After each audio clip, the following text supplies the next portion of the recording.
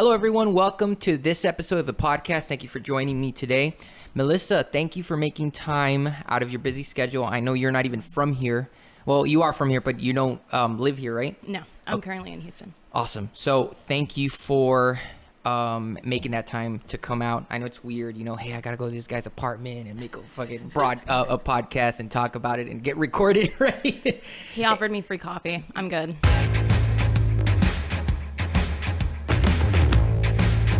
That I was won over with the coffee, right? Mm-hmm. So you said you're from Houston, right? I am. What do you do there? Well, I work in pharmaceuticals. I'm not working right now, but I obviously because of the corona. Yeah, because of COVID. I'm trying to make the jump into the biotech industry, so I'm excited for that. Okay. I moved to Houston to go to school. It's been good. I didn't think I was going to like Houston. And then once I graduated, I kind of stayed for the jobs. And then I really just enjoyed the culture of Houston. I really can't see myself living anywhere else anymore. Yeah. I mean, I'm pretty sure it's different from where you're from, right? Mm-hmm. The Rio Grande Valley. Oh yeah, absolutely. Huge difference. Can you give me like some pros and cons on both? Cons, very expensive. In Houston, obviously, in right? Houston, very expensive. Like compare. Okay, so how much would you pay for a one-bedroom apartment here? I guess a one-bedroom. Oh no, a one-bedroom apartment. You're talking studio or amenities included? Just what is this apartment? This apartment is a 2-bedroom, 2-bath.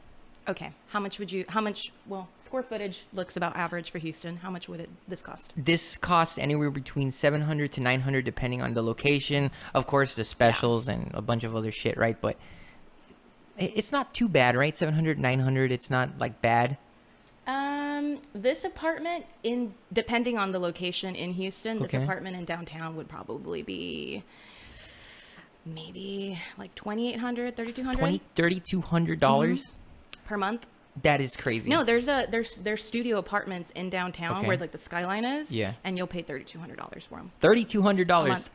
Yep. Is it worth it? I mean, if you want the skyline, right, I imagine it would be worth it, right? But is it worth it? Like, for the 30-minute drive, let's say if you could live in the outskirts. I would do it once. I wanted to do it just once. Like just how- to have like- one really, really, really nice like a apartment. 1-year lease?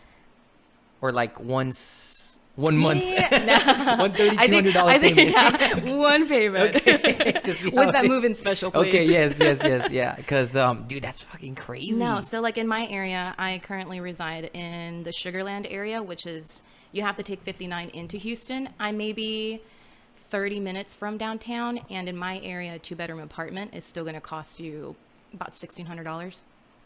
Oh, $1,600. Mm-hmm. That's crazy. But is that light included at all? No, no utilities, no nothing. That is just the bare basic apartment. Oh my God! I know. How do people make it? I mean, but right? Generally, That's the question. Generally speaking, though, fuck. I mean, dude, that's because that raises a lot of concerns. Because I'm pretty sure not everyone makes a great amount of money there. You have to do what you have to do to live there. But and we're speaking about a decent, apartment, not even like us. Like as I mean. Oh, those are like higher end. Well, this is a nice apartment. Thank you. Thank you. I had an apartment like this in Katy, and Katy is still really far away. That's where I actually flooded out. And I think I was paying like $1,400 there for a 2-bedroom apartment. Shit. Yeah. Are you used to that, or is it now where you feel like that's the norm and we're kind of underpaying, or do you feel okay? Absolutely. Well, that's good in a sense, isn't it? Well, yes and no. You have to rationalize like the cost of living. Okay. We're talking about the cost of living, but also the wages in Houston are a lot higher. The wages, like in general. Are you talking about even like entry-level jobs like McDonald's and... I'm talking about fast food. Oh no, general. they're still at $7.25. I have no idea how they do it. Like, okay, that's they did that's it. Like the concern. I don't.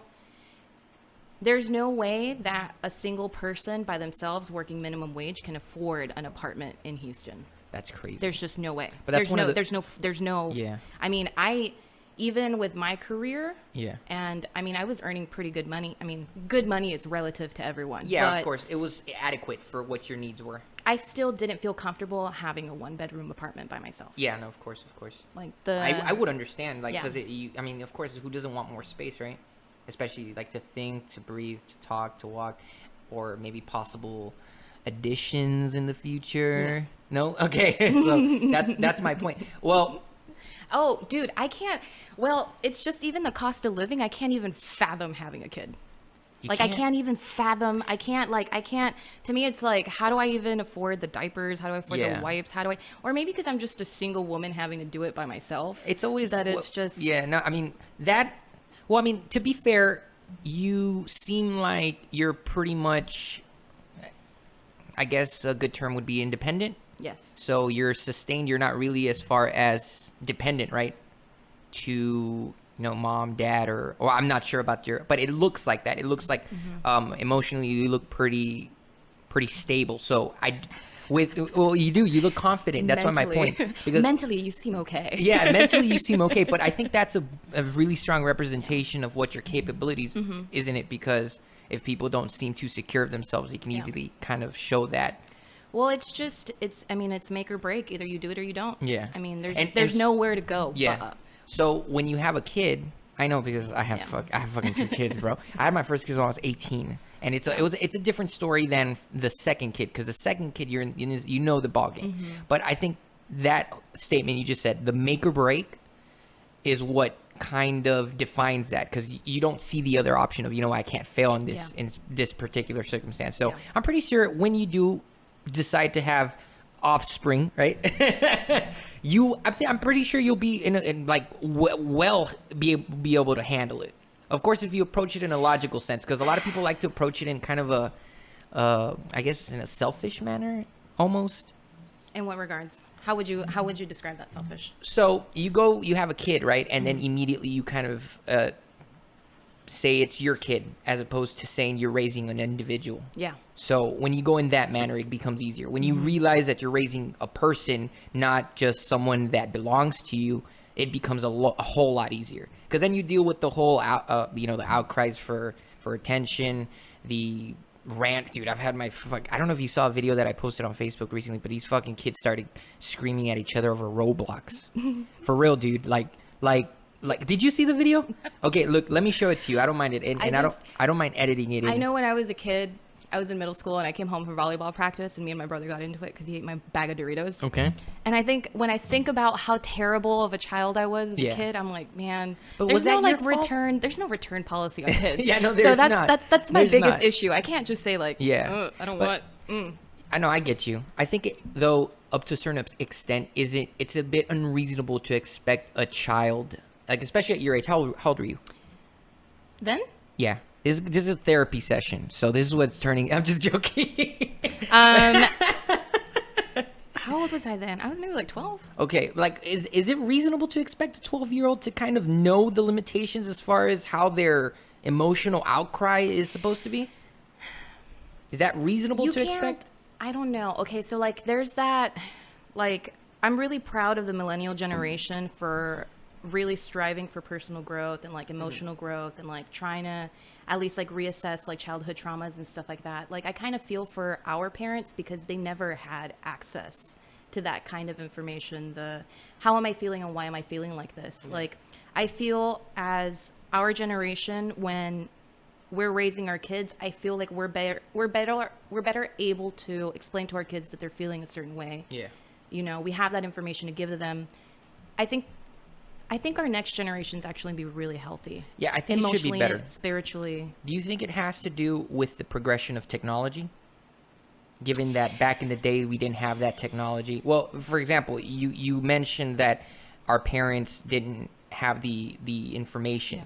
Do you think it was because of the circumstances they were living in, which has to do with the technical limitations they had, which is right now we have a question. It's as simple as Googling it, right? Yeah.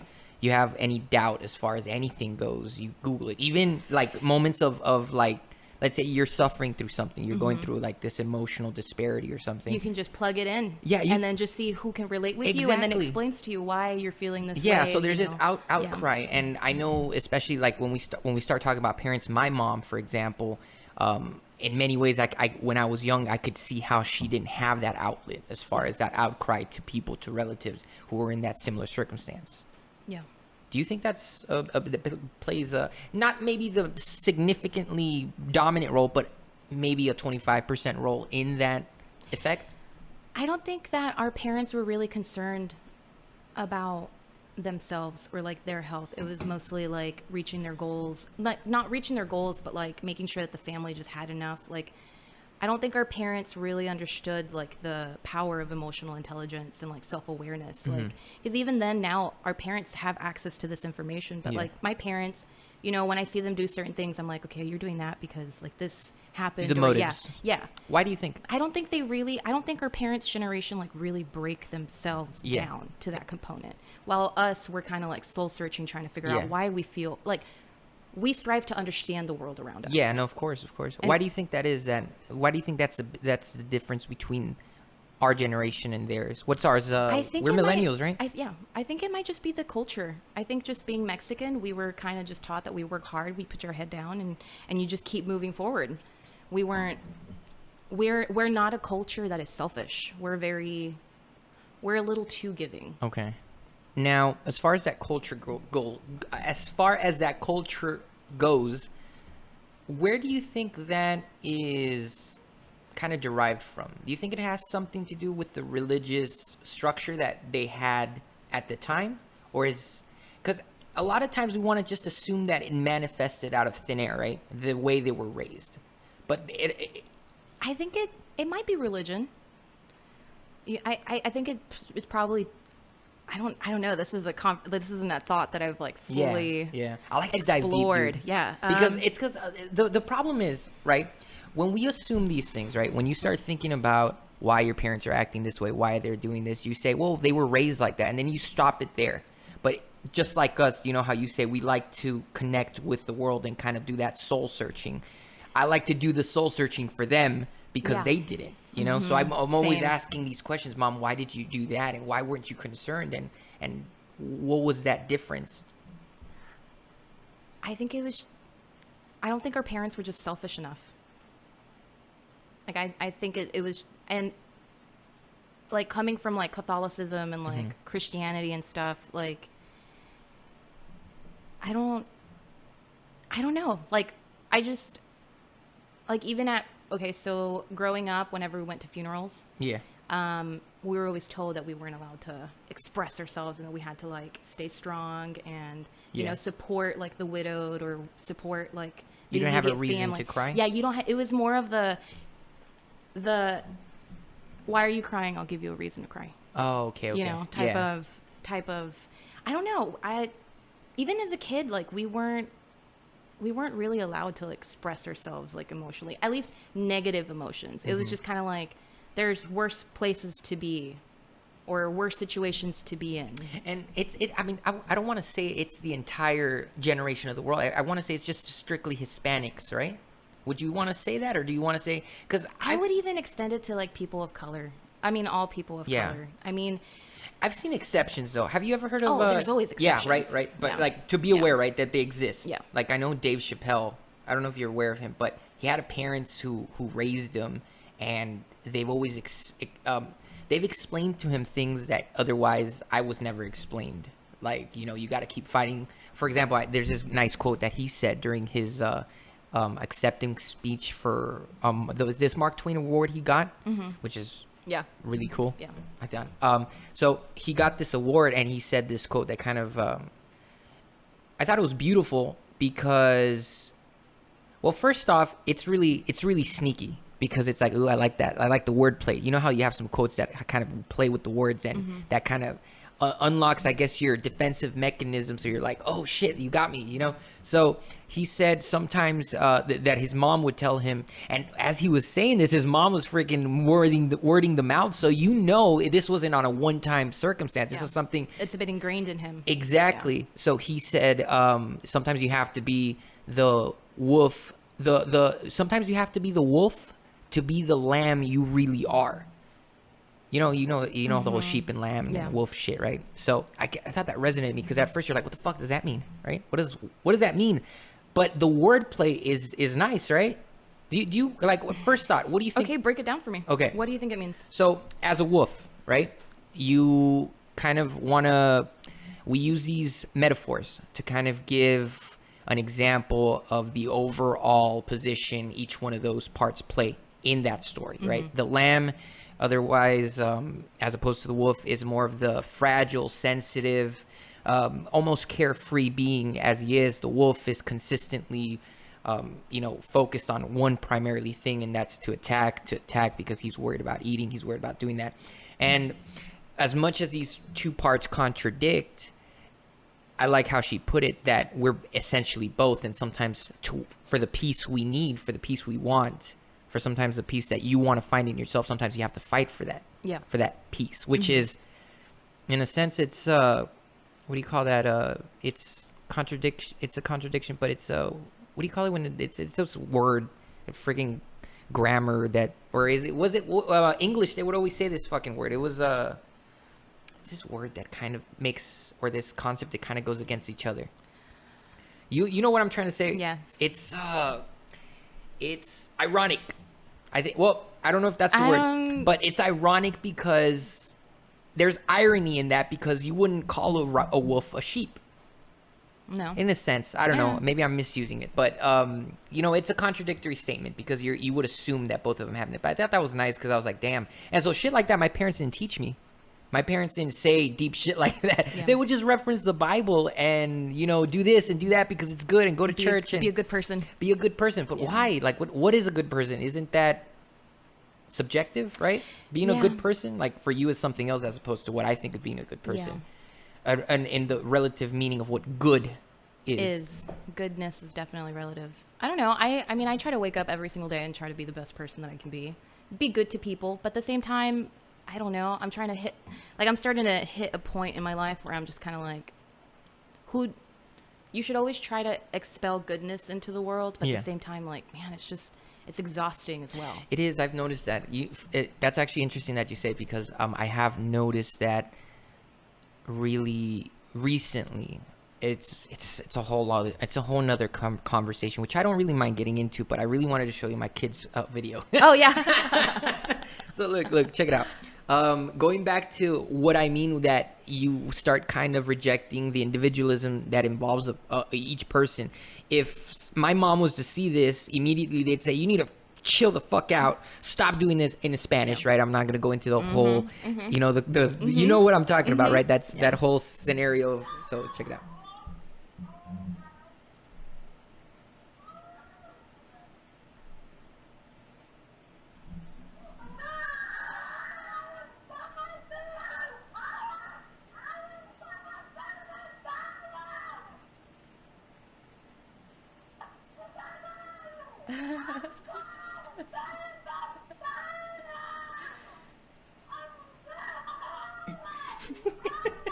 Aww. Dude, the comments. You know who Rose is? I don't know if you know who Rose is. Rosa. Okay. Oh, it's because. Okay. Well, like, unfortunately, when I was in high school, I went to two different high schools. So sometimes I feel like the same circle I have is the same circle that everyone has. Yeah. Because it normally is like that, right? You go to high school, the same circle of people you know, because they all went. So, fuck me, right? Because I can't really fucking connect to people. Dude, I have really good friends. Like, here's the thing. I knew you since high school, but we shared a lot of classes together. So it's weird because I haven't, like, before today, I haven't had a lot of contact with you, right? We're not, we don't hang out with each other's circle, none of that. But there's this strange connection that we kind of inherently, well, at least in my side, feel towards our innocence, right? To that the nostalgia, we essentially grew up together. Yeah. I mean, we don't talk to each other like on a daily basis by no means, or even on a monthly basis, or even. In fact, the only reason I talked to you was to get on this podcast. So. That's kind of selfish, but I'm not. But gonna, everyone, I'm not gonna but deny everyone keeps up with each other. Yeah. I mean, that's the beauty of social media is that it. we I all see what you're doing. we all know what we're up to. Exactly. You know, if We're all the if creepers. something in your life were to happen, Yeah. you know, I would actually reach out and say, hey, like, Yeah. are you doing okay? Do you need any help? You know, Yeah. it's just it's still the sense of community, even though it's social media. You put that nice. You put that nicely because you know, I think we're all aware of that, but not really. Like we're all subconsciously aware because you're right. I knew I've seen everything you've gone through, but. Yeah. I've not been involved in your life directly, but I know what you've gone through. Everyone has their own little personal cheerleaders that they're not aware of. That's crazy. Social media. Yeah, that is. That's, 2020. Dude, but see, a lot of people think like, oh, you shouldn't put your shit out there, and that's And you fine. should be real private with yourself Yeah. and take your losses in private and keep your relationships private. And I respect I the thought. respect people's wanting to be private, but at the same time, like social media has become so dangerous in the sense that everyone thinks that everyone's life is perfect and glamorous, Yeah. and no And it's one not like really that. sees the hardships and how hard it is to get to the point that you are at now. I think in a sense that pushes the depression in a lot of other people. Yeah. Because you only see the good side, so you assume that's all they live. It took me a long time ago to realize that not everyone's life like that, because I kind of paid attention to one thing that whenever I would catch up with people, I would find out some things, obviously, that inevitably we all kind of want to share these hardships, but not in a public sense, right? Yeah. Obviously. But when you talk to people and they kind of discuss all these regular, daily, even weekly hardships that they go through, and you don't see, like, fuck, I didn't see that on Facebook. Yeah. Like, obviously, right? But you kind of realize, like, we're all just putting out the good stuff. Yeah.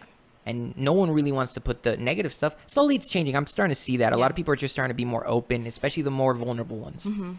But it's an interesting It's thought. good because there's a lot of people that are vulnerable and are not as in touch with themselves and their needs Yeah. as spiritually, emotionally, you know, even physically. Like, and I don't know. I like to keep my social media pretty transparent. I do get ragged on a lot for putting too much on social media. I definitely overshare. Yeah. At the same time, like, Who rags on you?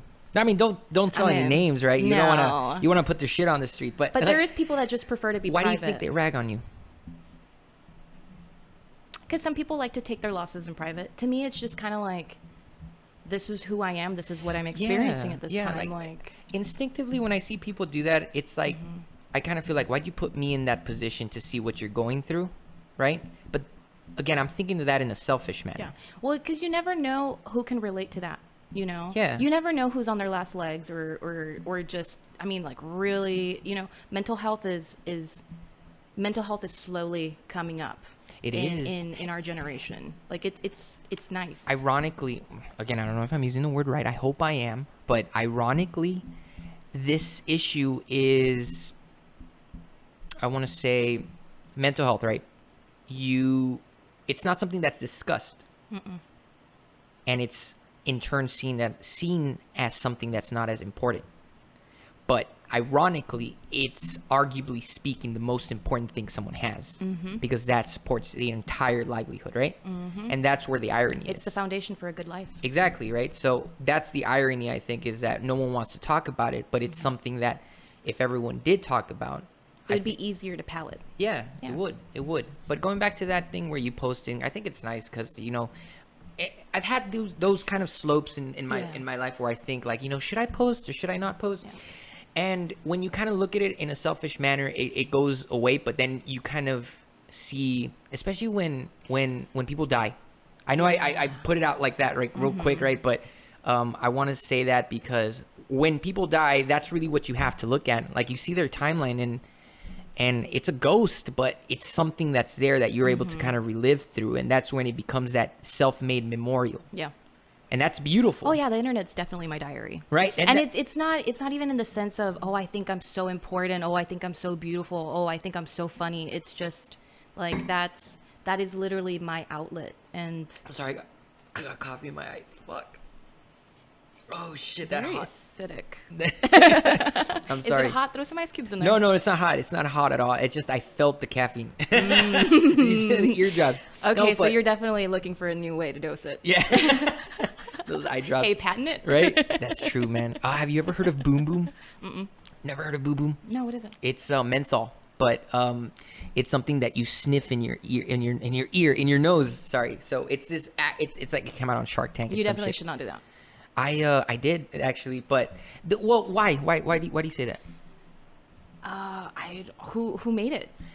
I mean, tell me more about the product before I criticize it from a pharmaceutical standpoint. Yeah, no, of course. Now, I mean, I don't know the whole science behind menthol, but it seemed pretty legit. It has a lot of good reviews, and they say that it's not addictive or it's bad or it doesn't do anything really negative. And I haven't heard anything, and it's been out for a couple of years now. So I haven't seen any like negative reactions to it, but it's just smell, and that smell kind of, you know how, okay, well, I don't want to compare it to bath salts or salts. You know, have you ever heard of when football players or anyone smells salts? Then they like pass out and they like snap something and so they can like basically it wakes them up because the smell is so strong. Well, it's in a sense like that, something but like that, it's like a refreshing sense that kind of wakes you up. Look into it. I don't know. I don't like. Okay, so like I get it. I've worked with menthol myself, and it's just like a little oil. Yeah, but I mean, the menthol itself, if you were to like put it on a table or like a piece of plastic, will actually melt it. Oh shit. Yeah, it's very corrosive. Okay. So that's why I'm just kind of wondering why people are sniffing it. Maybe I'm saying it wrong. Maybe it's just a menthol-like smell. I don't want to because like I don't. The flavor, all of it's very synthetic. Yeah. Like no one's out here like. Yeah, mashing mint and like extracting it. So I'm pretty sure maybe But it's not that. It's just kind of like when you get that whiff of the menthol. Don't you? Doesn't it hurt here? Like, wouldn't your capillaries start getting like a little inflamed? Maybe. To me, it's just kind of. Have you ever smelled menthol? Yeah. I've never smelled like where I know, like you said, you work with pharmaceuticals, so I don't think I'm actually describing that well now that you're actually putting that into into light. So. It's like a little mineral oil that like it looks like just a little oil, and it's just like a little dot. I mean, just like a little. I mean, if you were to dip like a little toothpick in it and like throw it in some water, that thing will smell for like the rest of the year. Like, okay, so maybe it's a fraction of that. Like because it is the way you described where it's gonna it does that. No, does it? No, it does that, but it's not bad. No, smell it, nosebleed immediately. After I feel very awake now. I'm a near-death experience, but that wakes you up, kind of, doesn't it? Yeah. No, but right, it gets the job done. No, it gets the job done. No, but I don't think it's that strong because when you smell it, it wakes you up, but not enough to hurt your nose. It's just alert. You feel a little. It's just alert. So I think it's just the right amount because I've made a lot of. Have you smelled it, Bianca? Right? You smelled that boom boom, right? Oh, no. Yeah. Yes. So right? who made it? Shark Tank. Well, I gave you. Oh, do you have Shark it? Tank? I was like, I lost that shit a long time ago, dude. I've always kind of wanted to invent something and just go on Shark Tank. Dude, I know. But at the same time, like, I don't know. They're real assholes. Yeah. So I don't know if you could be. I don't like people being mean to me. Yeah. I don't think I would be able to. Like, I can stand up for myself, but also, like, not in front I'm also, like, I know I'm a sensitive person, so. No, especially when you're going against 6 people in a chair. Who are literally telling you you're a piece of shit. Yeah. Like. With cameras facing you, catching every single reaction, even if you're trying to control it. So even if you twitched, you're already lost. Mm-hmm. So that's boom boom. Oh. And it sounds. I mean, I get it. It's just I get it. Like, dude, try good it. For them. Try it seems like a. You know how there's a lot of. I don't know if you've seen that. This seems like definitely one of those impulse buys at like Stripes, though. It like does. It's definitely an impulse buy. You know I don't wake up in the morning. I'm like, boom, I really need menthol. Yeah, no, like, no. It's funny because you don't realize. It's kind of okay. It's weird because I don't know if you've noticed, but on Facebook, do you get a lot of random fucking products that you've never heard of? Yes. Okay.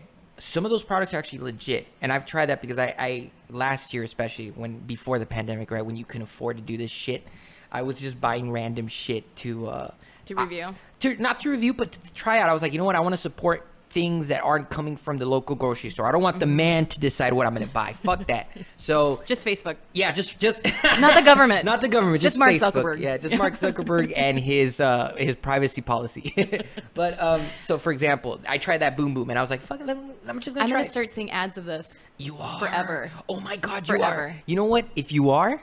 Fucking because cool. There's nothing you're just looking at it. So but my mic is somewhere and it picked it up already. Okay. So I know that as soon as I open my phone, this is gonna pop up, and I'm probably gonna end up buying one. So it's $3.95. It's real cheap. So it's worth an attempt. And even if you're not gonna use it, it's worth passing it around because you're interested in seeing how people react. Because that's the funniest shit ever. I know it's a boom boom pass type shit, but that's what's funny. You know, with the corona, you probably shouldn't be. Yeah, no, that's true. I forgot giving about things that. that you shove into your I nose know, to right? people. This type of shit they're probably struggling right now. Oh, yeah, I didn't even think of that. Right? Oh, that sucks. It's funny how pre-apocalyptic measures we really didn't worry about this shit until you kind of like, fuck, that was kind of unhygienic. But you know what? Yeah, like the movie theaters are now sanitizing all the seats. I'm like, y'all should have been doing that shit from the get-go. How do you sneeze? How are into my arm. Okay. I think that's gross, first off. That's disgusting, Melissa. I'm putting you down. I'm sorry. It's a joke. I'm dramatizing, okay? I'm acting for the most part. I actually wash my clothes. Okay, good. Oh, shit. Okay. That was good. Okay, no, look, watch. I actually shower. Okay. Dude, you know where I sneeze? I sneeze inside my shirt and cough inside my shirt. And I've done that ever since before the pandemic. A lot of people are using these measures as in light of the pandemic, like, don't sneeze on your hand, sneeze in here, sneeze in your shirt. And it's like, dude, you should have always fucking done that, right? Yeah. And you should cover your mouth. Yeah, but I think that was you probably shouldn't be 2 feet away from someone, like Yeah, just talking directly into their face. Yeah, like, and you probably, if you're sick, you should probably be respectful and go the fuck home. Like, I think this is pre-pandemic shit. Yeah. But I always call out my brother-in-law, but this fucker likes to, before, like, I'm talking about a year ago, this guy would cough like, and go like, oh God. And I would watch him, and I would feel instinctive, not even like, oh, that's kind of unsanitary, and then forget about it. I would instinctively be like, oh my God, I'm not going to touch that. But that's the thing that's what's interesting is how, I wouldn't say a huge portion, but a good portion of the population was already doing all this. Yeah. And you kind of end up realizing what the real problem behind that pandemic is. It's just that lack of self-awareness for hygienic values. Yes. I agree. I agree. No, that's true though. But like, it isn't. Okay, so it isn't. I mean, obviously, growing up here in the valley. Yeah. I mean, I grew up on a ranch. Yeah. You know, I grew up swimming in the canals. I grew up around animals. So that immune system was. That's what I'm saying. Yeah. I ate dirt essentially. Like, you know, you would pick a tomato and you would take a bite and there would be a grub in it and stuff. Like it'd be. I mean, and that's good. I think that's good. I think the antibacterial soaps and all that, like that's really good. But at the same time, like you kind of do have to expose yourself a little bit to which build is what I've been immunity. afraid of. Like you can't baby your kids all the time. You have to let them you develop. But I'm not saying go let your kids walk around in a gas station barefoot. Or go to the ER and like start touching. Yeah, no. I mean, no. within reason. But I feel like maybe people need to spend more time outside and actually expose themselves and build that immune system. Corona is just some freak virus. But I had been telling people for the longest time, I was like, people are scared about, you know, dying in car accidents, dying in plane accidents, or, you know, people are scared of things that they can see. But in reality, people should be scared of the things that you can't see. Yeah. They've already predicted that, I think it was like by 2030, more people are going to die from super bacterias than they are from like cancer and heart attacks and stuff like that. Like the super bugs, the things that we can't see is what really is going to get us. It does. And we're seeing that with COVID. And I think what COVID actually highlighted at the end of the day was, you know how the most people who are really getting affected are those with what we call preliminary risk factors, right? Those existing medical conditions. And a lot of times you want to say, well, what the fuck is that, right? Specifically speaking, you kind of assume, well, people with asthma, right? People with an actual genetic disorder or something, but that's not the case. No. A lot of the case is unhealthy diets, lack of sleep, your immune system is low, and what this virus I think is exposing for a lot of us is how I guess we've let that get off guard. It's as simple as, you know, eating right, People eating don't healthy. take care of themselves anymore. Yeah, exactly. They don't. People don't prioritize themselves. Especially in the valley. But it also, yes. Here, I tell my mom, I was like, Mom, I can't visit you anymore because every time I go to my mom's house, I gain weight. That's true, dude. Because I gain weight, but it's just like, Mom, I come here and all I eat is meat, and I love meat. No, meat but is I good. need veggies. Yeah, you do. Like Meat is very good, but have you ever taken that vegan attempt? I know you have. You look like the type. I did because I'm the type. I did veganism once. How long? A week, I think. See, she's laughing at me because I did the same. I'm telling you. When's your I was birthday? in college. I was in college. I think it was like 2013. I was like, I'm gonna try being a vegan. I can do it. But was it because of the fad or because you were trying to like pursue health? I think I just wanted to try it. Okay. And I went to Whole Foods. Mind you, I was a broke college kid. I don't know what I was doing at Whole Foods. I went. I was like, oh, honey. Your wallet's like, we're not ready to be vegan. No. I bought like, I think I bought like 6 things and it was like $80 and I like silently wept. But I'm also the type of person that once I'm at the cashier register, like I feel embarrassed to say, no, put that I can't put that back in. Oh, that's too much. No, you're obligated to go to overdraft. Yeah, no. I bought like this pasta. I was like, pasta is a safe bet. Like everyone can make spaghetti. That's vegan, right? I didn't know that. I didn't know about the butter or like the eggs. The Eggos shit. How do you make pasta without eggs? You can't. No, That's what the whole thing is, right? I bought like a box of quinoa pasta. Okay. And I was like, man, it's like third day. I had only been eating like raw fruits because at that point I didn't know how to cook anything vegan. Yeah, what do I eat? Like there's a cucumber. All right, let me just take a bite. Did you ever think about eating bugs too? Right? You're like, fuck. No, I might need to eat bugs. Never went that far. I would just say no, I can't do it. I can't do it. I made quinoa and it was like the third day and I was starving. I mean, I was so hungry. I did not do the proper research it takes to be a vegan. And I also didn't even start with being a vegetarian. I went from being raised on a ranch to like processing my animals and butchering them myself to veganism in college. Yeah. I made the pasta. Okay. And instead of it being noodles, it turned into like this giant dough ball inside of the pot where I think I like stirred it too much. So I like took made the pasta. No. Or... It was pre-made. Oh, okay. I couldn't even cook the pre-made pasta itself. Okay, sorry. It just turned into like this ball of dough. Okay. And I was starving and I had like a full mental breakdown inside of my kitchen. Yeah, I was like, I cannot do this. So I spent like $80 trying to be a vegan and all I did was eat pineapple for breakfast for like a week.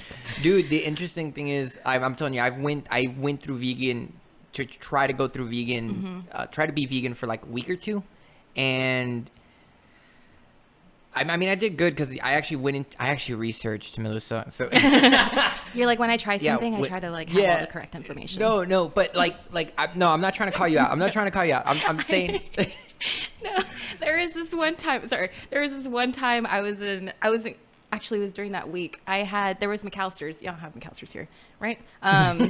Y'all have sandwich places. You peasants have McAllister's. Hey, their sweet tea's good. Do you free roam folks have McAllister's? I ordered a spud, and I normally get like their chicken grilled spud, and I was like, okay, well, I'm going vegan, so no chicken. Yeah. And no butter. So I just got this potato with some tomato on top, and it was like the saddest potato I have ever seen. And you know what the sad thing was? Is that I paid like $9 for that potato. Like, you're paying to suffer, right? Yeah, I was paying to have like the worst baked potato I've ever had in my life. Dude, I did research and I kind of realized after a while that if you go with beans, rice, and salsa, you can go good. Yeah. Because it's weird because the way your iron intake, because that's the biggest problem with veganism is their low iron levels. Oreos are vegan. Who? Oreos are vegan. Mm-hmm. Fuck. Mm-hmm. I didn't know that. I was like, that's all I lived on for a week. Pineapples and Oreos.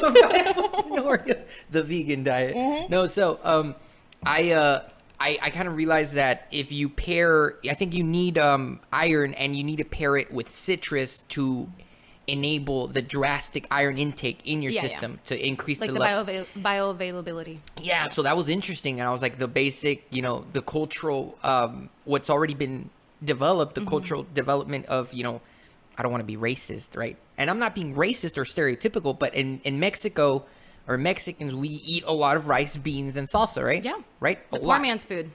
It is, but it's actual perfect. Sustenance. Yeah, it is sustenance, right? And so say it again one more time. It's sustenance. Dude, I catch myself like that a lot of times. So I realized that, and I went on that for a while. I stopped eating food. I fucking realized the hard way that Eggos aren't fucking vegan because it's in the No. name egg. Literally. Right? Yeah, literally. So I was like, fuck. I think it was my Who wife. did your research? I did my research, okay. but I asked my wife, "Can I eat Eggos?" And she's like, "It says egg," and I'm like, "Oh!" I was like, "This, like, fuck!" I got mad because I bought a big ass, and I was like, "Ooh, Eggos are vegan, right?" And I fucked myself, right? So, whatever. I ended up ditching it after 2 weeks because I had really strong cravings for fucking meat, dude. But here's the thing: I felt better during that week. Mm-hmm. I felt really good. It's just the whole practice. Do you fast at all? I do. You do? How often do you fast?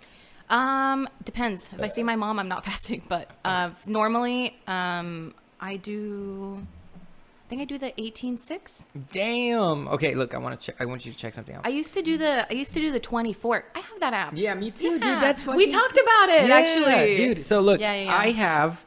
Right now, I'm eating, so I've actually just stopped. So I did 17 hours and 22 minutes. Mm-hmm. And this is called the Zero app, in case you guys were wondering, because, it is essential that we fast. And so you can see I have a total of 140 fasts. Yeah, you beat me. Bro. I'm really bad at... I just know that, I don't eat before, 2 p.m. Dude, it's because I don't work out. I see you work out, and I see you do these trails, and I'm like, fuck, that's hardcore.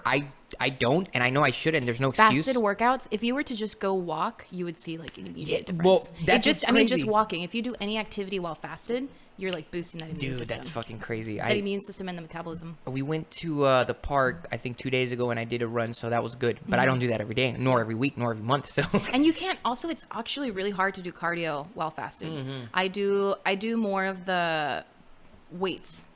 I do more of the... What do you eat during your fast? Or, I mean, obviously, right? What do you eat? But is there anything that goes inside while you're eating, while you're fasting? Like water, or do you drink black coffee? Just black coffee. Right? Okay. So, just black coffee, and every once in a while I'll do a sweet and low. Okay. But I drink copious amounts of coffee. Coffee is a really good appetite suppressor. Oh, it is. It is. Yeah, no, especially in the early days of my fasting, that's what I would drink to kind of calm myself down. Now I could go 18 hours without a sweat, nothing. I don't have a problem. The problem is when my wife wants to fucking eat at night, and I'm like, okay, fuck it, fine, I'll eat at 9, and then I won't eat till 3 in the afternoon the next day. But I punish myself so that, like a bad boy, you don't get to eat. So, you know what I mean? Okay, well, that's starting to develop an unhealthy relationship with food. Yeah, it is. You might want to look into that. No, I know, right? But I don't know. I don't do that often. Yeah. Don't think I do that every day. It's more like every 2 weeks or 3 weeks when it's cause for celebration. Like, hey, I haven't seen you in a while, right? Babe, let's go eat some pizza or something. I try to take it, from, the diet and, just food to say, approach. I've lost 13 pounds. So, in the past 2 months, I've lost 13 pounds. Where's the hand sanitizer? I know, right? Oh, fuck! We're compromised! Fuck. It's over there. It's just within reaching range. What were you saying? You're fine.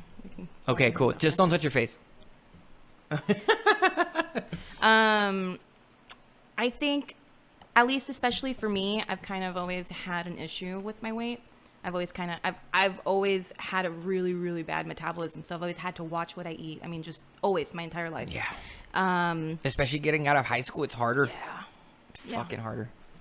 I think that with the fasting, with food, you shouldn't punish yourself. I mean, if anything, it should be, I love my body and I'm trying to take care of my body. Yeah. So for me, when I'm fasting, it's not, I'm trying to restrict my food and lose weight. It's just, I'm trying to give my body time to process the food that I already have. Yeah. Like it's... No, that's true. You're trying to do it out of care. And that's the way I've looked at it, because at first it was like, you know what? Actually, the initial reasons I was fasting wasn't because I was trying to lose weight. Mm-hmm.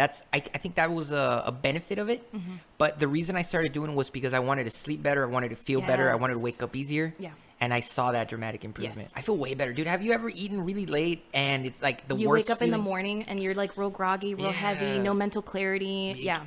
I've gotten to the point where I get headaches and it's fucking annoying, dude. I try to not eat maybe 4 or 5 hours before I'm going to bed. Oh, good. So that's normally where I just stop eating, because when you're going to sleep, that's when your body is actually doing all of its repair mechanisms. Yeah. You want your body to work on fixing those joints and ligaments and muscles, and not worried about breaking down food and digestion. Yeah. 5 hours is good. Yeah. It's good. I've learned that the hard way because. But if you're fasting, you have to make sure to eat all of your calories. Oh no, yeah. Like of course. you can't just. No, I for mean, sure. you have to end your fast with a big meal. I'm fasting. I'm not really like on a restricted diet, so Okay. I eat. I don't eat for 16 to 18 hours, but then I probably go to Whataburger after. Okay. Hey. Yeah, I know, right? Balance. It's a. It's a balance. Dude, this is. Have just you heard put of lettuce Huel? in your burger. Yeah, I know. Right? Well, yeah. Okay, yeah, you're right. Yeah. But have you heard of Huel? No. Okay, so this. I mean, I have, but I haven't like actually had it myself. It's good. I'll give you some right now because I have like 3 bags. But I have. I've always had the issue where I don't really want to go on.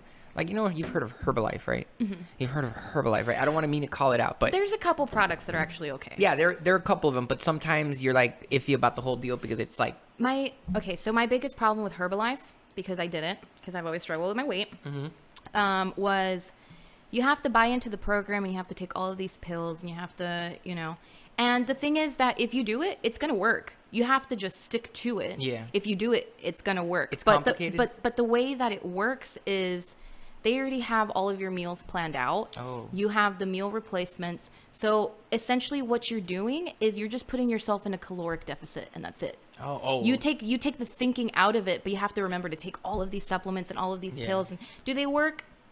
Neuroceuticals is $1 billion business. And People get upset about pharmaceuticals. Y'all should look at neuroceuticals, which is like the vitamins and minerals and all that. Supplements. There is no research in any of that. Yeah, I've seen that there's no statistical evidence No, to for support. bioavailabilities Yeah. and stuff like that. I mean, you can walk into any vitamin world and like look at all the products, but none of them are FDA approved. None of Yeah. them have any research done behind them, aside from like, things like caffeine that do Yeah. suppress your appetite. And even if there is some research, it's I'm pretty sure it's biased. yeah, oh, yeah, Or they have yeah. it's like so. made by their own company. But yeah, exactly. Herbalife essentially just puts people in a caloric deficit. So if you can stick to it, you're actually going to lose the weight. But as soon as you stop, because Herbalife is expensive, you're going to start gaining that weight back because you were never taught how to eat right for your The body. discipline. Though, if you want to lose weight and get in shape, the only thing that you have to do is consume more energies, what is it? Oh, fuck, I Some forgot. more calories? More. What is it? You need to burn more than you eat, and that's it. Yeah. That's it. And That's it a has very a lot simple to do rule. with what you eat because Yeah. a lot of the simplest things, like if you drink a lot of Coke or Dr. Pepper Oh, or like yeah. sodas, that's heavy. I will not drink a regular Coke. Only because I already know that sugar does not work for me. Yeah. When I eat sugar. What do you mean regular Coke? You drink like Diet Coke? Yeah, Okay. I can drink a Diet Coke. Okay. I kind of have a Diet Coke problem. I mean, Yeah. but I also drink a lot of water for Yeah. like kidney health. No, yeah, But, that's true. I drink a lot of water too. But if you look at it, if you look at a regular Coke, they're what, 250 calories for a little can? Yeah. And that's you a lot of have sugar. to you have to run 1 mile. Running 1 mile at full speed will burn 100 calories. Oof. So you're gonna drink one little Coke and have to run 2.5 miles. Yeah, no, fuck that. For me, it's not worth it. I don't drink my calories Yeah. unless it's whiskey, and that's it. Whiskey. And even then, it's not heavy. No. Right? So you can drink a lot. You can drink a lot of calories. I can drink a lot of whiskey. So, to that effect, I do drink Coke. I don't sniff it. Not just No. So that also helps for weight loss. I'm, But that's very expensive. Yeah, I know, right? It's You might as well just go the Herbalife route. yeah. No, I don't drink Coke per se like the way normal people do when they get like those 32-ounce cups or something like that. When I have that Whataburger that I mentioned, I get a double burger, but it's a junior burger, so it's a smaller burger. 1, 2, that Dr. Pepper I take like 3 sips from it, but it's just because of the taste, not because I'm trying to sip it all. And I know it doesn't support the. It's everything in balance. If that's what you want to have, then eat it. Just a little bit. You shouldn't punish. Yeah, you shouldn't. Everything in moderation. Moderation, Everything's yeah. fine in moderation. Especially it's Coke. when you start hitting those extreme. Yeah. I mean, if you're going through a 12-pack of Coke a week. Oh yeah, in our culture, we have a lot much Coke. Coke and carne asada. I love carne asada. But but okay, how often would you say a regular RGB family cooks out? Every day. Every fucking day. I love it. I like believe it or not, like moving to Houston, the biggest problem is that my dad will call me and they'll have my brother and my mom over and they'll be making carne asada. And I get so jealous. Like I actually get hurt. It's more expensive over there, right? The meat? Oh yeah. That's what I've been, but that's what I've heard. No, what's funny is that whenever I come down here, I'll actually go to the meat market, buy a ton of meat, package it, freeze it in my dad's freezer, and take it over to Houston. That is fucking smart. So true. I'll pack my freezer in Houston. What do you call that? You're doing some illegal meat running. Right? You're a meat I'm runner. smuggling meat to Houston. A meat smuggler. What do you got in that bag? Nothing. My meat. I got 10 pounds of pure ribeye. Oh, you know what I can't actually get over there, which is also I can't find any goat. Like cabrito. You can't. I know you can't. You can't find that over there. I don't like cabrito. I do. I know it's a big thing. I grew up with it. Yeah. Like I grew up with it. Like it's just cabrito lamb. See, I mean. My whole family fucking loves it. I don't know why. I think it was something. You know why I don't think I like it? Because when we would go, my mom would fucking eat the eyeball in my face, and I didn't like that. Okay, it was disgusting. I grew feelings. I just grew sentiment. Sorry, and immediately I resented her. I resented her and the goat. My mom. And then I just affiliated that taste. So anytime I chew on a cabrito, I feel the I flash back to that milky eye, just getting chewed by my mom's molars, man, with no resentment. In fact, she did it joyfully. Who the fuck eats an eyeball with joy? Like looking at you like, look, I'm smiling and enjoying it. That's kind of weird. Like, you eat a piece of meat, you're like, you're this is personally so good. attacking me at this point. Oh, you eat eyeballs? Shit. I did when I was a kid, guys. When I was a kid, my parents, my grandparents, like. I'm so sorry. I'm sorry. It was a cultural thing, man. Yeah, I don't tell this story to anyone, and now it's on the internet forever. Yeah, forever. God, shit. this is so why sorry. I'm single. Inadvertently, I called you out. I'm sorry. You called me out. You see, that's my problem. This is common, and I feel left out in this situation because it's like I saw that and I was like, why are you doing that to his eye? So in my family, with like the goats and everything, I want to say that me and my brother were really close to my grandparents. I mean, our family is huge. Just on my mom's side, my mom had 9 siblings. Oh shit! And those siblings, no cable. We had no cable. My mom had 9 siblings, and each of those siblings had 2 or 3 kids. And those, I mean, our parents just dumped us on our grandpa's ranch, and my grandpa essentially just put us to work. I mean, not put us to work, but like we all had tasks. Kids. Yeah, we all had tasks. Yeah, no, of course. Like off of my grandpa, I mean, I know how to like milk a cow and make cheese. Like I know how to raise animals and prepare them for. Dude, you're fucking ready. That's what's cool. Yeah, no. So COVID, if society goes to shit, it's actually like I am the person you all know where to run. Yeah. I'm gonna go to your ranch. I can do pharmaceuticals and I can hunt animals. There it is. Okay, we all going. Do not disclose your address. Just bring whiskey. Yeah, that's gonna be your currency rate, right? No, whiskey will definitely. But then you're not gonna be at work. You're just gonna be drunk. Hey.